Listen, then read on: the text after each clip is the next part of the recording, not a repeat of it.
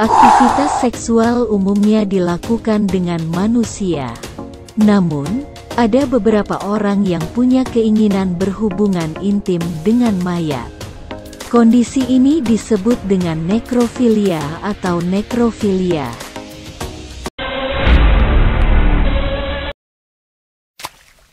Penyebab nekrofilia. Para ahli sebenarnya masih terus mempelajari penyebab pasti penyimpangan seksual ini. Namun, berikut ini adalah beberapa faktor yang memicu seseorang menjadi nekrofilia.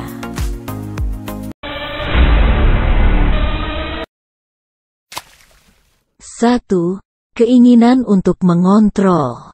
Para ahli mengatakan keinginan berhubungan dengan mayat muncul dari motif mendapatkan pasangan seks yang tidak mampu melawan.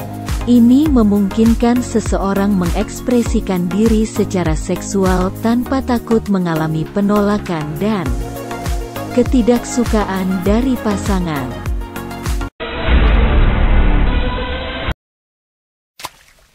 2. Keinginan menjalin hubungan masa lalu. Beberapa pengidap nekrofilia hanya memiliki keinginan berhubungan intim dengan mayat pasangan atau mantan pasangannya. Munculnya hasrat ini juga bisa menunjukkan keinginan untuk kembali menjalin hubungan dengan pasangannya yang sudah meninggal.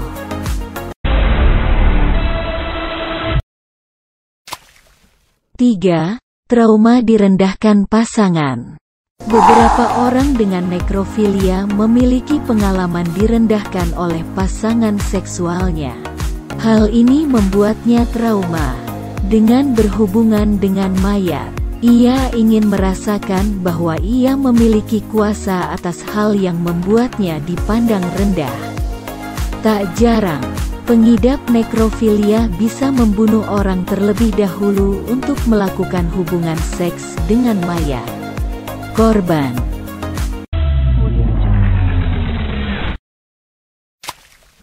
Jenis-jenis nekrofilia.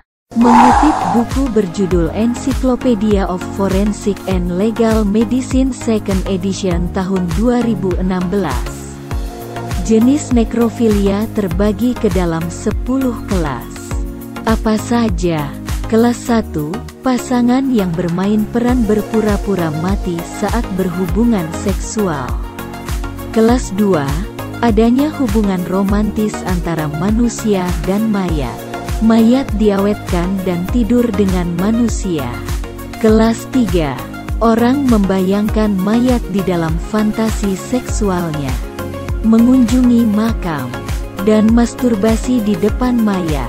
Kelas 4, orang menyentuh bagian seksual mayat agar merasa terangsang. Kelas 5, nekrofil dengan fetish. Mengawetkan bagian tubuh mayat yang mati, seperti payudara, untuk mendapatkan rangsangan. Kelas 6, memutilasi mayat dan masturbasi di atasnya.